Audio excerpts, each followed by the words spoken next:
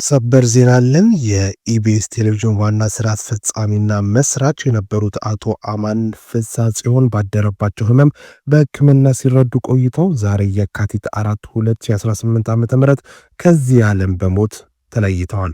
ለኢትዮጵያ ሚዲያ እድገትና ለጣቢያችን ኢቢኤስ ስኬት የማይተካ ሚና የተጫወቱት የታላቅ ራዕይ ባለቤት የነበሩት ብርቱ ሰው ዛሬ በማጣታችን ታላቅ ሐዘን ተሰምቶናል።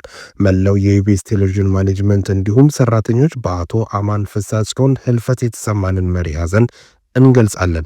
እንደ ቤተሰብም እንደ ጣቢያም ታላቅ ሰው ብናጣም የአቶ አማን ፍስሐጽዮን ራዕይ ግን ይቀጥላል።